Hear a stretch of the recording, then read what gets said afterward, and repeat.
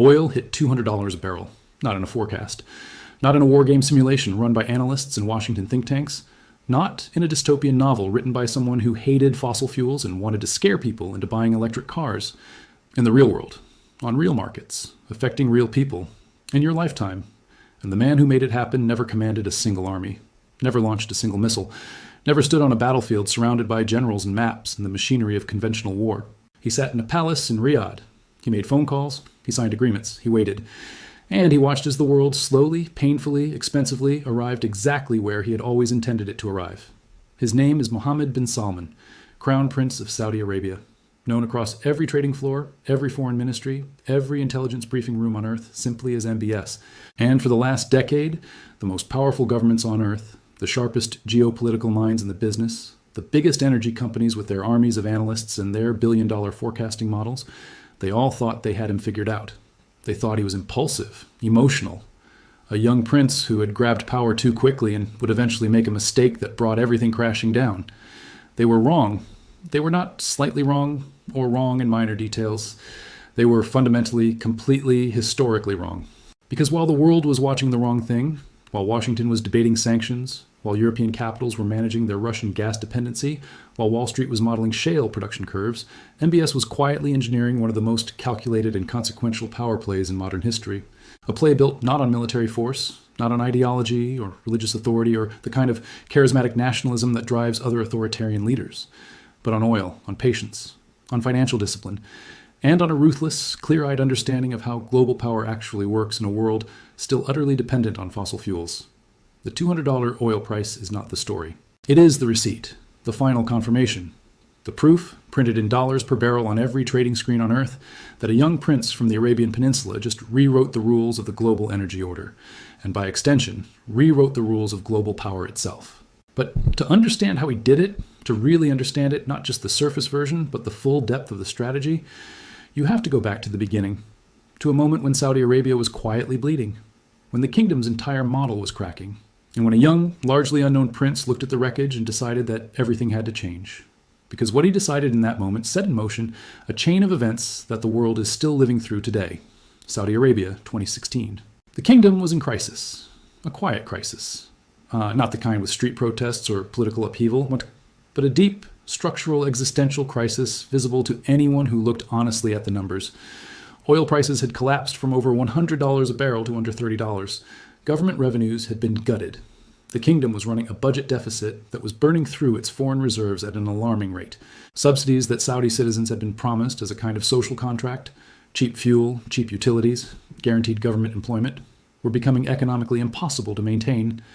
And underneath all of it was a more frightening reality. The American shale revolution had broken something fundamental. For decades, Saudi Arabia's power rested on a simple fact. It had more oil than almost anyone. It could produce it cheaper than almost anyone, and the world needed it badly enough to accept Saudi Arabia's terms. That formula had made the kingdom indispensable.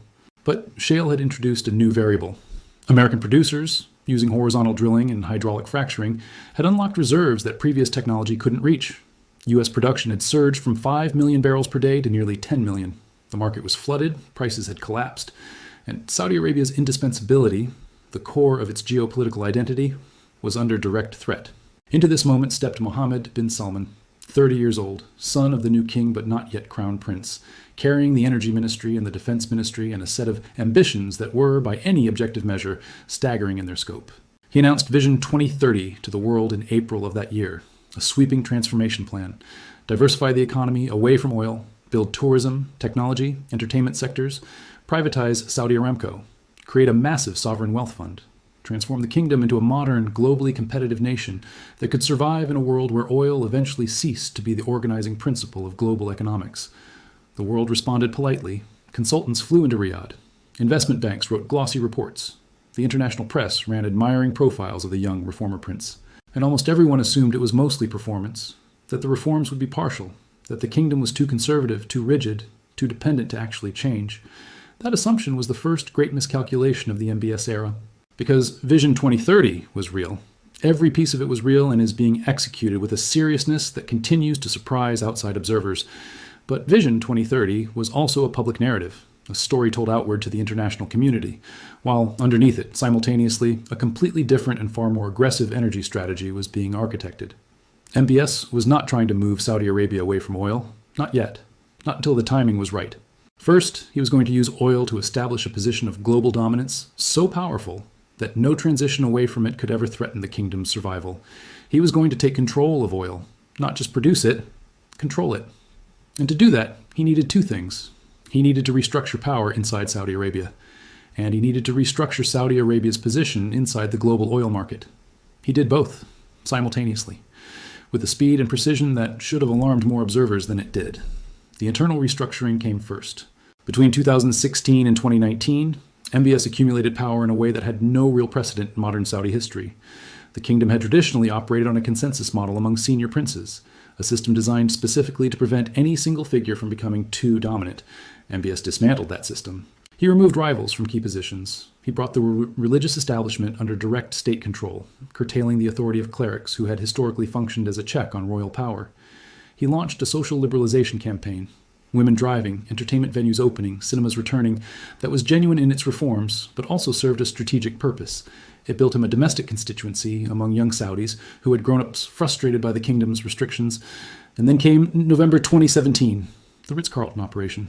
Hundreds of Saudi princes, senior ministers, top military commanders, and billionaire businessmen were called to a meeting at the Ritz-Carlton Hotel in Riyadh. The doors closed, and they did not open again for months. The official framing was anti-corruption, and that framing was not entirely wrong. There were genuine corruption cases involved, and significant financial settlements were reached. But the real significance was different. In a single, swift, meticulously planned operation, MBS had removed every significant internal power center that could challenge, slow, or reverse his agenda. Every rival, every alternative, every voice that might say no. He did not merely become crown prince in title, he became the singular, unchallengeable center of gravity in the Saudi system. And with that secured, with the internal architecture of power fully consolidated, the external game could begin in earnest. March 2020. The world was beginning to comprehend the scale of what COVID-19 was about to do. Inside OPEC+, the alliance between the traditional OPEC nations and Russia that had been managing global oil supply since 2016, an emergency meeting collapsed spectacularly. Russia refused to agree to production cuts. The Kremlin's reasoning was calculated. Low prices would destroy American shale producers, who were already stretched thin on debt. Russia believed it could survive a price war. American independence could not. Moscow walked away from the table. Saudi Arabia's response was not what anyone expected.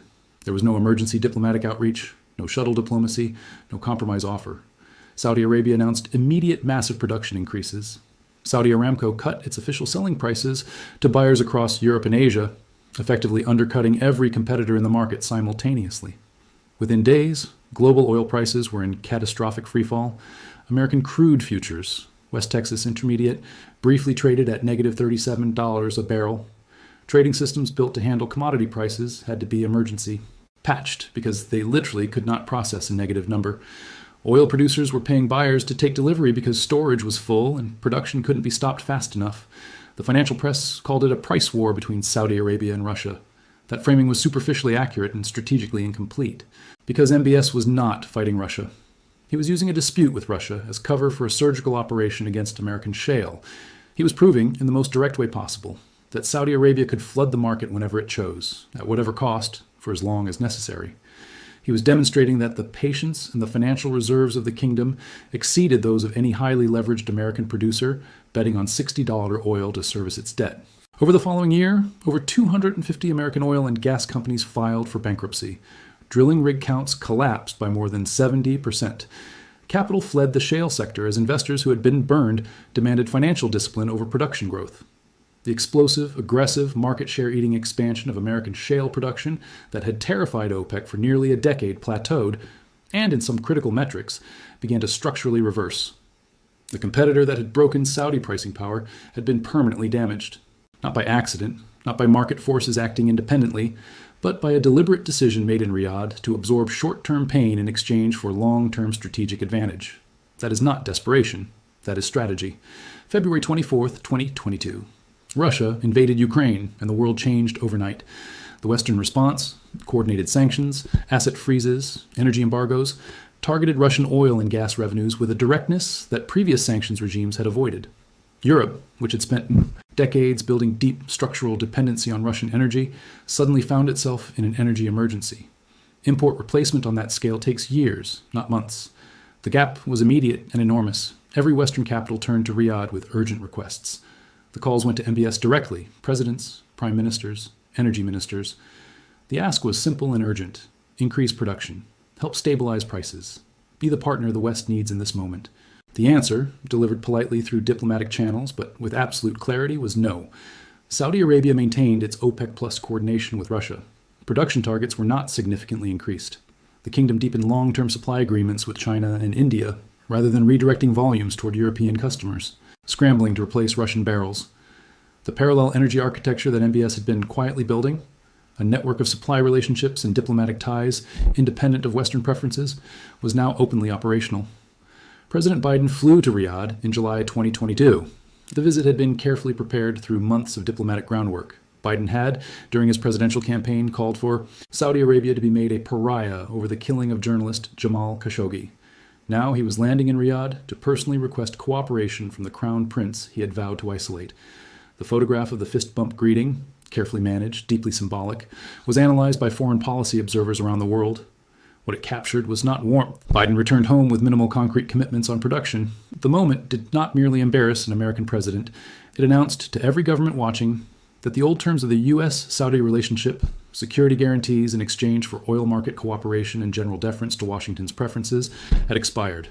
The kingdom had new customers, new partners, new sources of leverage, and it was done pretending otherwise. What followed was a period of quiet, relentless accumulation that the outside world consistently underestimated. The Public Investment Fund, Saudi Arabia's sovereign wealth fund under MBS's direct personal oversight, grew to over $700 billion in assets under management and continued expanding. Its investment portfolio spread across 6 continents and dozens of sectors: technology, artificial intelligence, gaming, sports, luxury, advanced manufacturing, financial services, clean energy infrastructure, semiconductor supply chains. Live Golf absorbed the world's top professional golfers and eventually forced a negotiated merger with the PGA Tour that gave Saudi Arabia a permanent seat at the table of the world's most watched individual sport. Newcastle United became a Premier League contender. Investments in AI infrastructure gave the kingdom stakes in the technological architecture that will define the next century. This was not passive wealth management by a government sitting on oil revenues. This was deliberate, aggressive, globally coordinated strategic positioning, building economic relationships and ownership stakes that would generate influence, returns, and leverage completely independent of the price of a barrel of crude. Simultaneously, inside OPEC+, Saudi Arabia tightened its management of the cartel to a degree that had not been achieved in decades. Production cut agreements became more disciplined. Member state compliance, historically erratic, improved significantly because Saudi Arabia's capacity to enforce consequences through its own production decisions was no longer theoretical. Every cut announcement moved prices higher. Every higher price generated revenues that funded more PIF investments and more Vision 2030 projects. The machine was running. And then the crisis came, late 2024, moving into 2025. The Middle East had been cycling through escalation and de-escalation across multiple fronts. The aftermath of the Gaza conflict, Iranian proxy activity across the region, tensions in the Red Sea shipping lanes, pressure on Gulf state infrastructure, with a frequency and intensity that had the global insurance and shipping industries in a state of permanent elevated alert. And then the cycle broke into something different, something larger, something that crossed thresholds that previous episodes had approached but not breached. The specific sequence, which incident, which response, which moment of escalation beyond the point of containment, remains a matter of ongoing analysis and disputed accounts. What is documented clearly and painfully in commodity price data and shipping records and insurance market filings is the result. Significant regional oil infrastructure was disrupted. Transit through critical Gulf choke points, waterways that carry a substantial fraction of the world's seaborne oil, faced pressure severe enough to drive insurance premiums to levels that made certain routes economically non-viable for extended periods. Tanker operators rerouted, supply chains stretched, delivery timelines extended, costs compounded. And a global oil market that was already running on structurally tight inventories, the deliberate result of months of disciplined OPEC Plus production management, suddenly confronted a supply shock that its buffer capacity was insufficient to absorb. Oil moved, fast, hard, $120 a barrel. The commentary described it as a ceiling that would soon correct. It did not correct. $140. Analysts updated their models, raised their emergency forecasts, and predicted stabilization. It did not stabilize. 160. Governments began emergency consultations. Strategic petroleum reserves were activated. Coordinated releases were announced.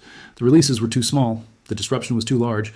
The structural vulnerabilities were too deep and too numerous to be addressed by reserves built for a different kind of crisis. $200. When Brent crude crossed $200 a barrel, the reaction across global financial markets was unlike anything seen since the 2008 financial crisis. Equity markets convulsed. Currency markets and energy importing nations collapsed. Central banks issued emergency statements. Governments that had been managing inflation for 3 years watched their progress erased in weeks. The world had assumed, because it had always been true before, that extreme oil prices were temporary, that supply would respond, that markets would self-correct, that no disruption could last long enough at high enough prices to cause permanent structural damage. What the world had failed to account for was the decade-long accumulation of vulnerabilities, the underinvestment in new conventional oil production, driven by energy transition pressure and investor capital discipline, the structural weakening of American shale during the 2020 price war, the OPEC Plus supply management that had kept inventories lean, and the regional crisis that had finally, catastrophically, converted all of those vulnerabilities into a single simultaneous shock. Saudi Arabia was at the center of it, with supply, with relationships, with options. Everyone else was scrambling. This is the moment that requires the most precise analysis. MBS did not cause the regional crisis that triggered $200 oil. He did not need to. What he did, what the entire decade of strategy was designed to accomplish, was ensure that Saudi Arabia occupied the pivotal position in global energy at the precise moment when that position carried maximum value. Not through luck, not through timing that happened to work out, through deliberate, patient construction of leverage that would matter regardless of when the crisis arrived or what form it took. The supply agreement signed with China and India meant that when the crisis hit, Saudi Arabia had guaranteed customers for its production at prices that reflected the new market reality. While other producers scrambled to find buyers willing to pay crisis premiums, Riyadh was executing on long-term contracts. The PIF portfolio, built with deliberate attention to assets that perform well in inflationary high commodity price environments, was appreciating across multiple dimensions simultaneously, while other sovereign wealth funds were managing losses. The diplomatic relationships built outside the Western alliance system, with China, India, the Gulf states, African nations, Southeast Asian governments, meant that MBS was receiving visitors seeking cooperation rather than making calls asking for help. The $200 oil price did not create Saudi power. It revealed Saudi power. Power that had been assembled carefully over 10 years and was now visible to the entire world simultaneously. The consequences of this moment extend beyond the oil market. The world that $200 oil created is a more painful world for the majority of its inhabitants. Inflation in energy. Importing economies reached levels that governments struggled to describe honestly to their citizens. Emerging markets across sub-Saharan Africa, South Asia, and Southeast Asia, nations with no strategic reserves, no sovereign wealth funds, no capacity to absorb energy price shocks at this magnitude, experienced economic contractions that will set development timelines back by years. Food prices, which move in close relationship with energy costs, reached levels that crossed into genuine food security crises in the most vulnerable regions. The energy transition, the global project of replacing fossil fuels with renewable energy, was simultaneously accelerated and complicated. High oil prices make solar and wind and battery technology economically more competitive. That is the acceleration. But the capital required to build new clean energy infrastructure became dramatically more expensive in a high inflation, high interest rate environment driven partly by energy costs. That is the complication. The net effect is a transition that is happening faster in wealthy economies and slower in poor ones, widening an energy inequality gap that was already alarming.